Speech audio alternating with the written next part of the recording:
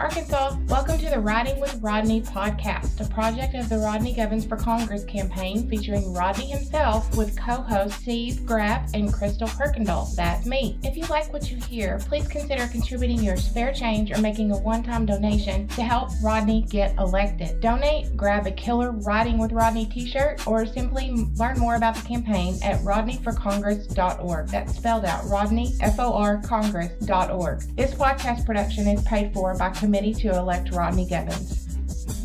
All right, it is Sunday afternoon, and we are here with Congressional candidate Rodney Govens. How you doing today, Rodney? Another beautiful day in paradise. You know, every day above ground is a good day, right? Yes, it is. Sundays are one of my favorite days. Now that campaign is kicking off, we're going to be busy on the weekends. We're also here with Kristal Kuykendall, the communication director extraordinaire for the Rodney for Govens campaign. How you doing today, Kristal? I'm good. It's sunny. It's almost 60 degrees. The trees are budding, and Gus and I took a big frisbee walk earlier, so I'm doing pretty good today. That's good. It was a busy week around Arkansas. It was primary week. There was campaigns going all over the place. There's also ballot petition campaigns going on everywhere. There's like 6 of them. Everywhere you go, there's people gathering. This is going to help us with the campaign, too, because I think you fall right in line with most of the values of these petitions. But tell us, Rodney, I think you've been all over the districts this week. I know you are from one end to the other. Tell us where you've been this week and what's been going on with the campaign. Well, it's been a long month this week, right? So we've been able to get out. We've been able to talk to our constituency over in Marshall, in Leslie, in St. Joe. Had a great conversation, great Riding for Rodney episode with Melissa Smith and her daughter Raina. We got to meet the airport guys up in Marshall, which for those of you that don't know, little municipalities have airports, and you know, talking to them and seeing what they've done with that airport was absolutely remarkable. I mean, their tarmac's brand new.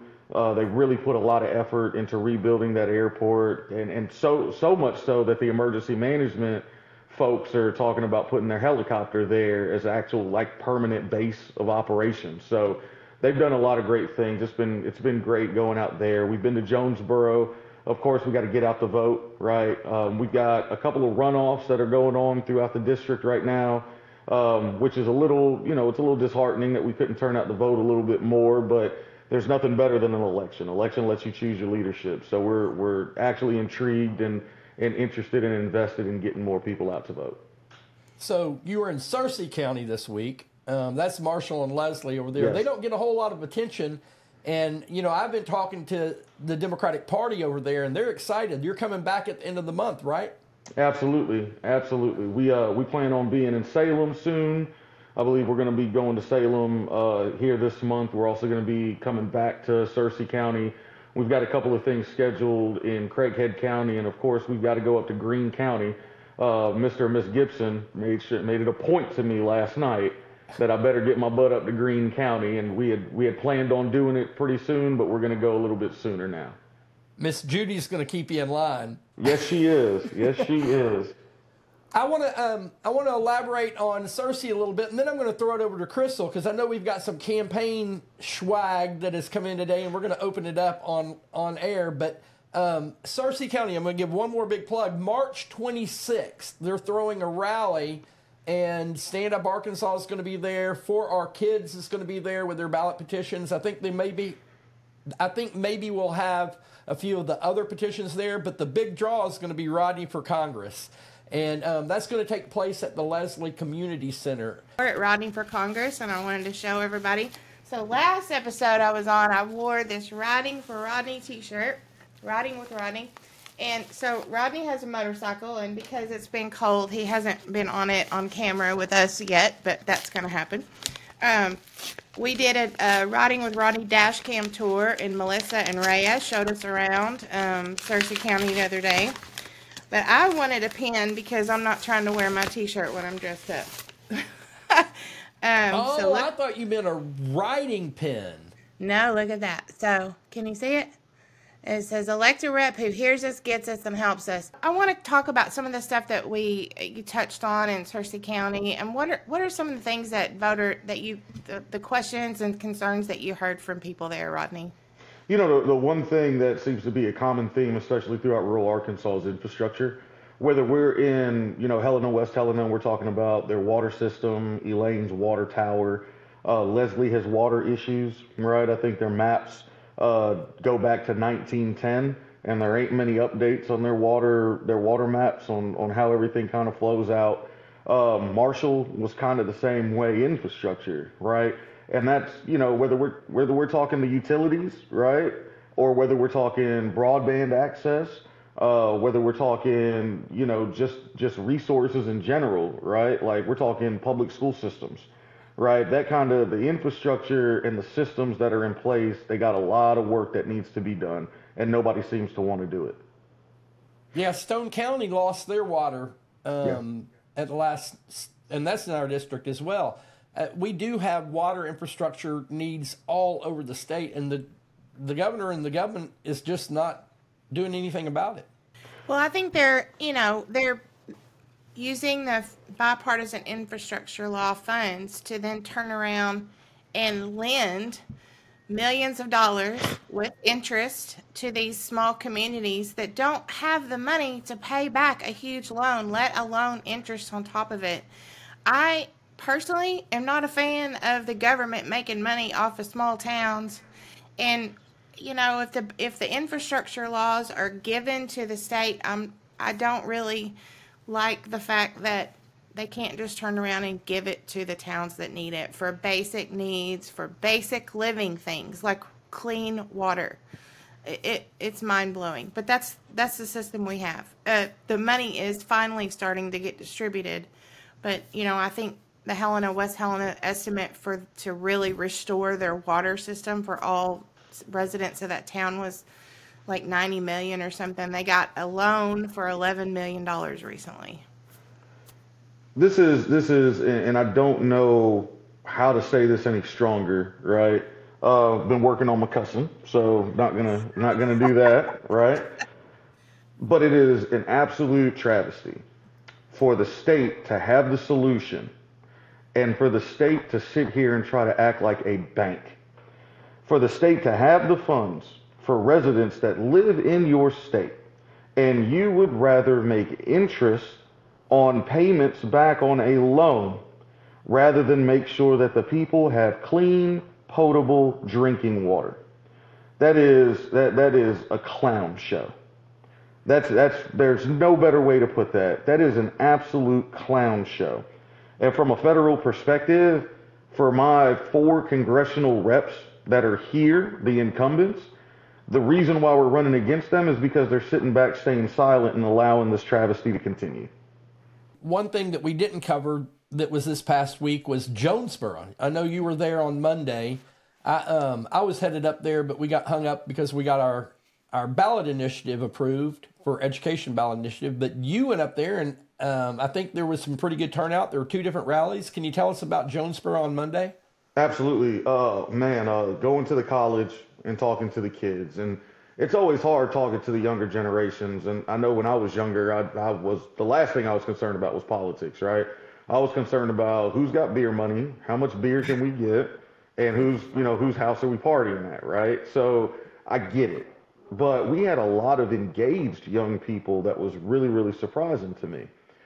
We had concerns about, reproductive rights. We had concerns about voter suppression, which it blew my mind that somebody was following it that close. We had a lot of concerns laid out, of course, student debt, right, student loans and things of that nature. And it was very, very refreshing to know that the young people were following it. And I think we registered, I want to say 167 people that day to register to go vote. And of course, all of them are in the 1st Congressional District. Shouts out to Pike Fraternity. I'll be seeing you guys soon, right? But we definitely have an opportunity to kind of help these kids, and the biggest thing, which, is heartbreaking, but a lot of the young people are concerned about shooters, campus shooters, active shooters. And after seeing what happened at the Super Bowl, parade in Kansas City, I don't blame him.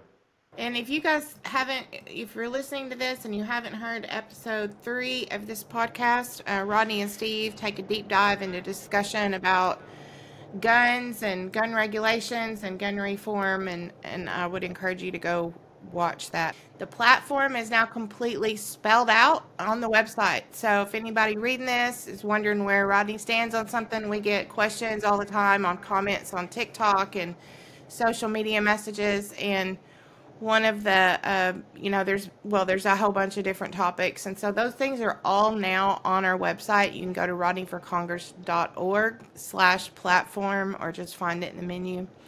The podcast is also there, and our new store. You can get yourself a Rodney with Rodney t-shirt or whatever. Get some merch.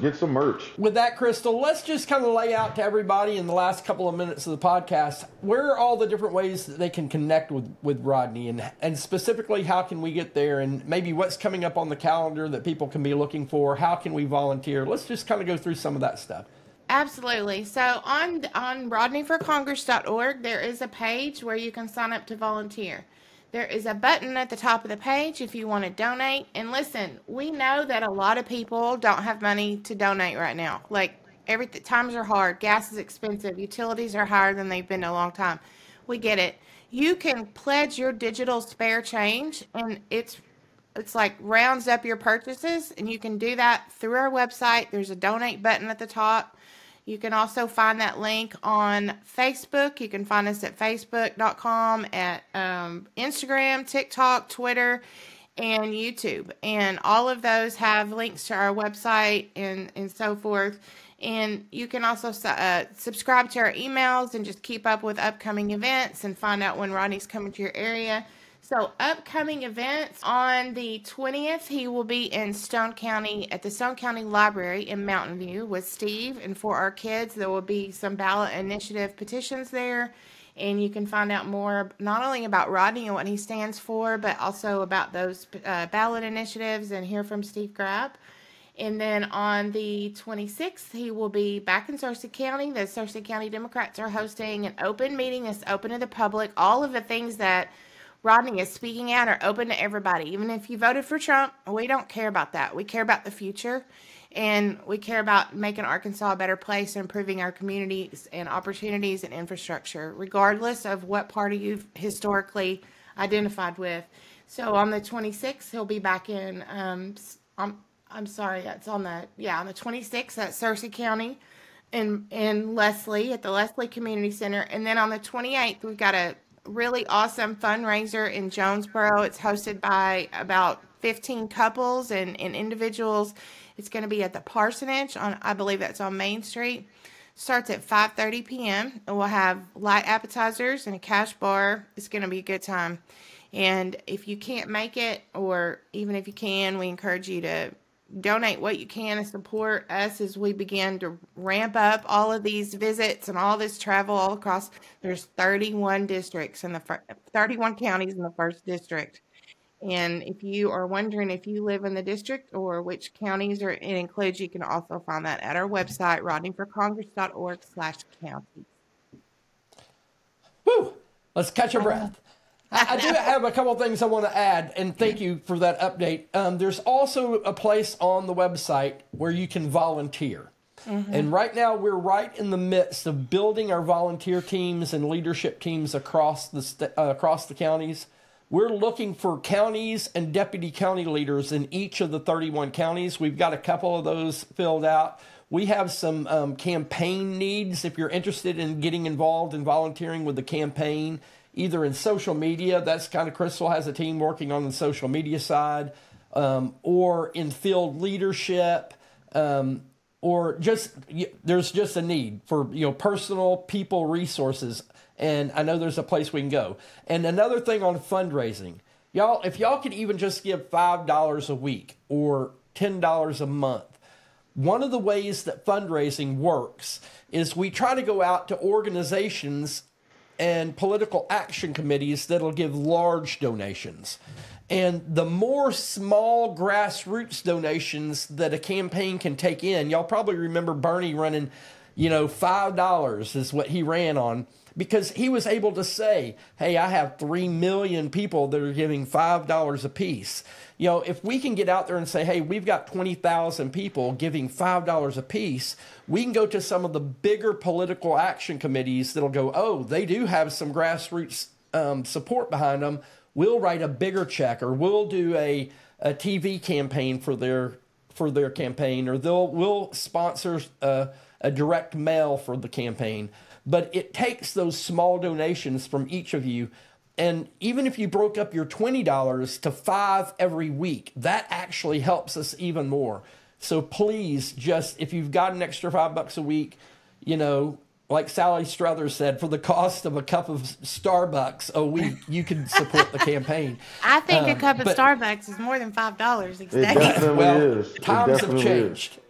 Yeah, I wouldn't know because I live in rural Arkansas. We don't have a Starbucks. But well, those 7 Brews are popping up everywhere, so I don't know how much 7 Brew charges, but I think that's aiming at a little bit lower price point. So we'll change it to for the cost of a 7 Brew a week. You can make this man congressman. That's right. Hey, I want to add something too. There are opportunities to show your support, even if you can't donate. That's fine. Like, we still want to hear from you. So if you go to rodneyforcongress.org/platform and scroll down, you'll see the people and the organizations that have endorsed him already, and you can add your name to the list. Or you can just fill out the form and say, I'm not sure about you yet, but these are the things that piss me off. You can give us your feedback and ask the questions you want, and ask things for us to discuss on a future podcast. Tell him about your town. You can also offer to volunteer to show him around your town and share your community concerns with us. So I just wanted to throw that out there. If you can't donate a dime, that's okay. We still want to hear from you. We would love to have your help. You can help the campaign from your couch. You don't have to have, fiber internet at your house. There's a whole lot of stuff that you can help us do, regardless of the resources that you personally have to offer. That's right. And last thing I'm going to say, that Riding with Rodney is a real cool idea. What we're doing is we're just getting out in each one of your communities. I don't care where you live, how small it is. I'm going to throw out, we have places like Pickles Gap. Well, Pickles Gap is by Conway, but there's like a grape, a possum grape. Yeah. I'd love to do a Riding with Rodney at Possum Grape, just so we can find out how they got the name of their town. Yeah. But, we want to know what's going on. And with that, Rodney, we're going to throw it back to you. You take us home in the last couple of minutes and tell people why they need to vote for you for Congress and why they should get behind this campaign. Kristal mentioned earlier, we don't care if you voted for Trump, and we don't. Voting for the president is just one aspect of government, and we keep forgetting that the House of Representatives is nicknamed the People's House for a reason. And it's time that we brought the People's House back to serve the very people that are electing them into that position. We've got to start representing people. It is very hard to represent people when you don't come home, when you don't engage your constituency, and when you shy away from confrontational subjects. We're not going to shy away from those. We're going to embrace those, because through the sharing of different opinions and different ideas, that's when the best of us can come out. This country has been founded on diversity. Give me you're tired, you're hungry, you're poor, you're yearning to be free, right? And that attracts everybody from all corners of the globe.